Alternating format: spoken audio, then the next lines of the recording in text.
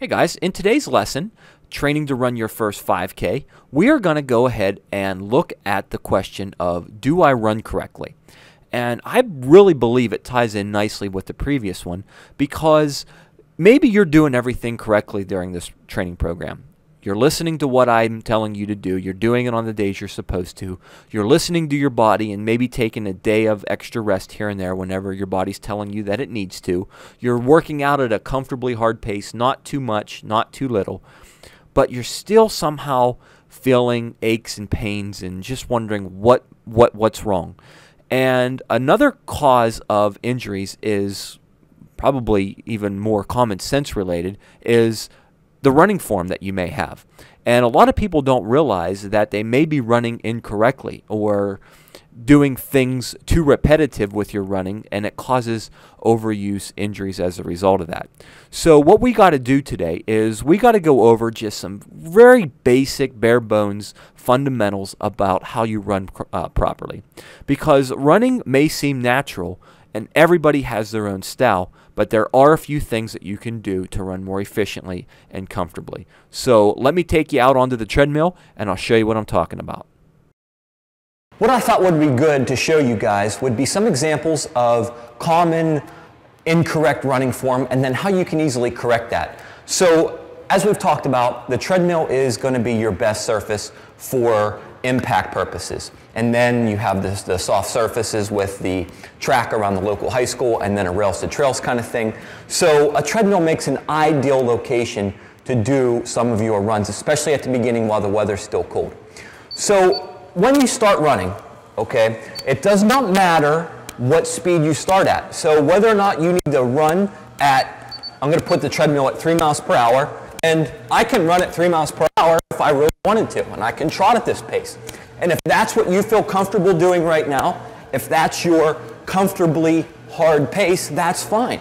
There's nothing that says that you have to run at 4.5, 5, 6, 7 miles per hour. It's whatever you feel comfortably hard doing. So right now you can hear me maybe breathing a little bit heavier, and you can probably not, however, hear my foot hit the treadmill. Now I'm just going to speed this up a little bit because I'm much more efficient running at a little bit faster pace. But I want you to notice something. Whenever you are on the treadmill, I want you to listen to your feet hit the treadmill. Again, you shouldn't be hearing mine, but if I run incorrectly, now you can hear that, okay? You should not be hearing your foot, and every time that your treadmill, or every time that your foot strikes a treadmill, you should not be hearing your foot hitting that treadmill. If it is, you need to think about being a silent runner. Try to run so that you're making as little sound possible. And whenever you start doing that, you really start minimizing the impact on your lower body, because running like this puts all kinds of unnecessary forces and things like that in your lower body that's going to cause an injury. Where if you're a silent runner and you run as quietly as what you can so that you don't hear your foot strike the treadmill, you're going to be much better off. All right, another common incorrect running form that I see a lot of is people that run on their toes. Notice how you can see me kind of bounding on the front of my toes where my heel is never really striking the treadmill. That's bad too, because that's not a natural running form for jogging. You want to make sure that whenever you're landing, you're not bounding. Okay, again, this would be an example of what I see a lot of, up on your toes, but you want to just kind of sit back and relax.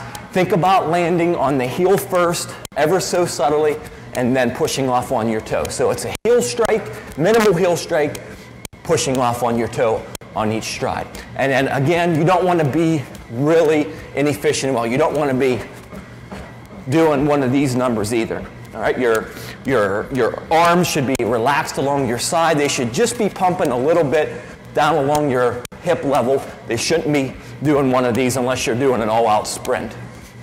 So those are a couple really helpful things that can make a big difference in, whether or not you develop shin splints or knee pain, ankle pain, things like that. Be a relaxed runner. Be a quiet runner. Because if you're not, you're going to set yourself up for injury.